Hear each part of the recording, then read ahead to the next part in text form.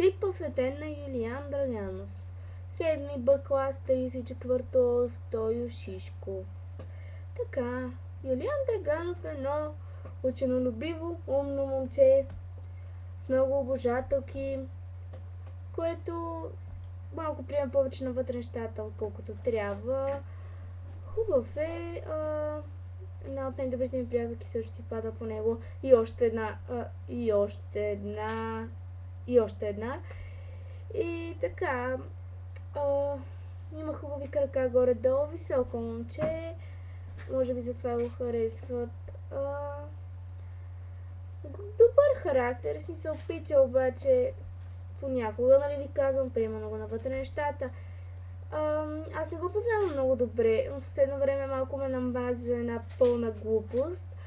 Но все едно това няма никакво значение. Дори не знам, що ме карат да правя клип за човек, който почти не познавам. Аз нямам почти нищо общо с него, само дето му досаждам за едни глупости. И той може би затова малко ме мрази. Обаче аз съм длъжна да го правя сега. Приятелството е на първо място.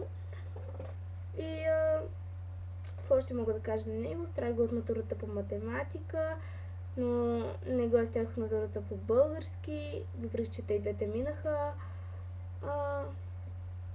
Има хубави свичери. И какво още? Има хубава усмивка. Чаровно момче. Обаче лошото е, че за него възрастта на едно момиче има супер голямо значение. Дори да е само една година по-малко от него, той дори да е най-красивото момиче в света няма да й върже. Само заради годините. Повярвайте ми, това е брутално идиотско от негова страна, но сега дано да не гледа този клип, защото малко прекалявам. Обаче, така, имаме още 13-12 секунди. Мога да кажа, че иска да кандидатства в къде беше, в втора английска или нещо такова. И сега ще кажа край.